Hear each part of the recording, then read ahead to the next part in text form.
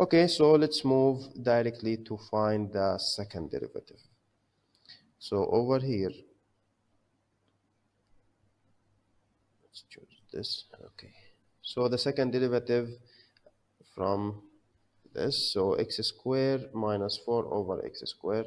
Let's just write this down to remember it. X squared minus 4 over x squared. This is the first derivative. So what is the second derivative? So the denominator x squared multiplied by the derivative of the numerator, which is 2x, minus the numerator x squared minus 4 multiplied by the derivative of the denominator, which is 2x, over the denominator square, x to the power 4. So let's simplify this more. So this is 2x cubed minus, so in here we have to enter the minus and 2x, both of them inside. So minus 2x multiplied by x squared, this is minus 2x cubed. Minus 2x multiplied by minus 4, this is a plus 8x over x to the power 4. Now this with this eliminated, and the x with 4, that will leave me with the 3 only. So I have 8 over x cubed. Let's make this equal to 0. The zeros from 8 equal to 0, and this is wrong. So 8 is not equal to 0. The undefined value is x cubed equal to 0. That will give me x equal to 0. And directly it will be rejected because it's not included in the original function domain. If you remember, it was r minus the 0. So now just moving to the number line test. Even I rejected the 0, but I will put it on the number line. So 0 over here. And I will substitute the values in the derivative, or the second derivative, be careful. So above the 0, let's take the 1, for example, 8 over 1 cubed, which is equal to positive, and before the 0 it will be negative also. So down, or not down, it will be concave up or down. Okay, so in here this is concave down, and this is concave up. Okay, so this is if the program. So I can write now concave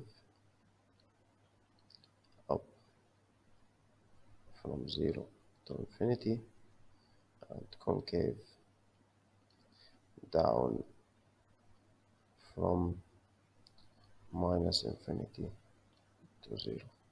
Now, if you are asking me if there is inflection point or not, I will say no. Even if we have changing from concave down to concave up, the 0 is not included. Okay, so no inflection point. Be careful. Okay, done. We can find the x-intercepts actually by using the original function. So this is when y equal to 0. Okay, what will happen? So if y is equal to 0, let's see, or that. Okay, again. So when y is equal to 0, that will give me x squared equal, or x squared plus 4. So let's make this equal to 0. So x squared plus 4 over x equal to 0. That will give me x squared plus 4 equals 0. Then x squared equal to minus 4. This is the original function. So after taking the square root, this will be rejected because there is no square root of negative value. So there is no x-intercept. So no x-intercept. What about y-intercept? For sure, there is no y-intercept, since if I substitute, because the y-intercept, it will be at x equal to 0. Now we cannot substitute x equal to 0 because it's not in my domain. At x equal to 0, we have vertical asymptote, and I cannot substitute it because I have, if you substitute, you will have denominator equal to 0, and that's undefined. So, khalas, done. We will use the points that we have to graph the function or to sketch the graph of the function. So let's see how we can do this. So I will take this directly.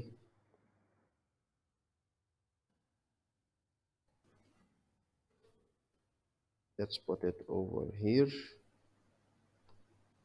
Let's make it smaller a little bit. Okay. So now let's see what do we have as points. So from the beginning, we have only the y equal to x. Okay. So this line, you can graph it y equal to x. If you would like to create a table for graphing the horizontal asymptote, you can, or sorry, the slant asymptote, you can do this. So this is my slant asymptote. So if we have y equal to x, if we have a table, it will be 1 and 1, 2 and 2, all of these things. So 2, so that's 2 points. This is for the slant asymptote.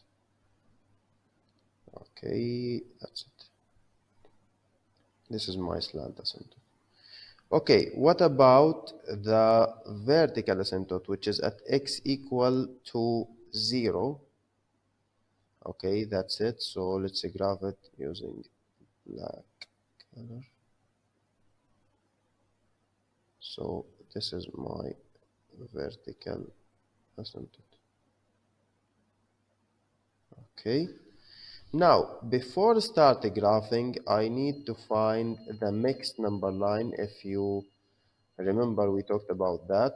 So in here, it's one number line. I'll put all the values in the derivative and in the second derivative. I have 0, and I have -2, and I have 2.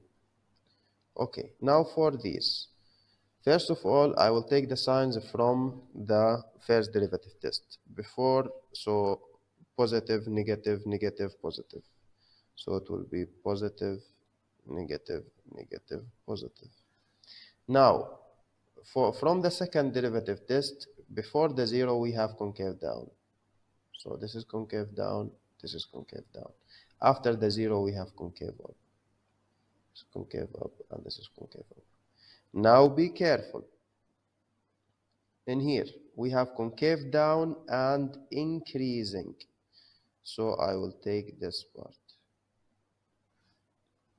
Okay. Now, from this, I have concave down and decreasing. So I will take this part. From this, I have concave up and decreasing. So I will take this part.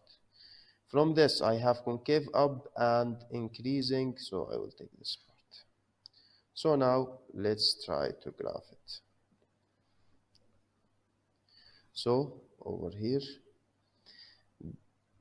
what points do we have over here? We have also some points, which is the critical points. We have -2 and -4, and these are the points.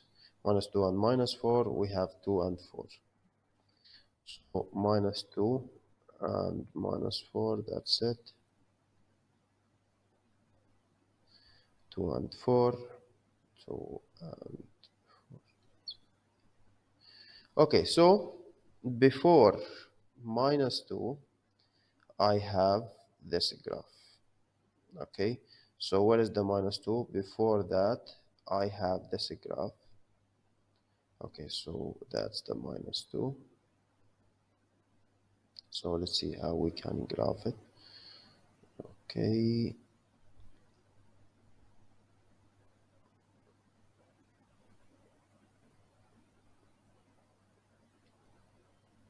Okay. Try actually if it's different than this. Okay. Okay, again. So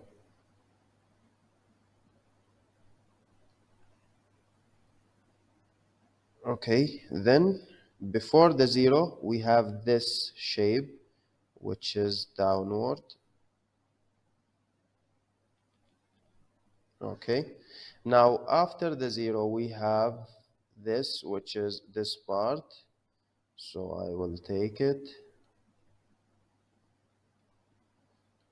Okay, and before the two we have this. Okay, or this is after the two, so it will be like that's it.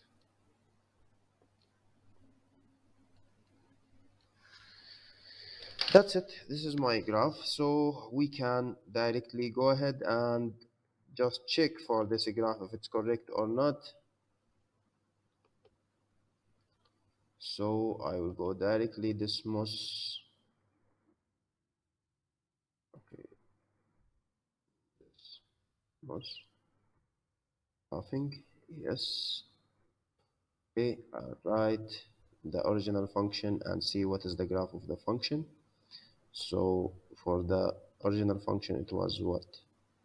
X plus 4 over x. X plus 4 over x. Okay, divided by, okay, I can do this.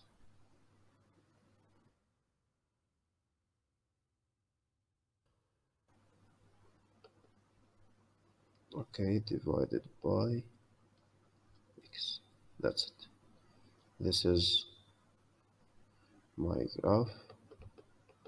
That's it. Similar to the graph that we have found. So now we have finished how to find the graph for rational function. So next, inshallah, we will learn how to find also a graph for another function. So keep on track, and if you have any question, you can just write any comment. I will help you directly.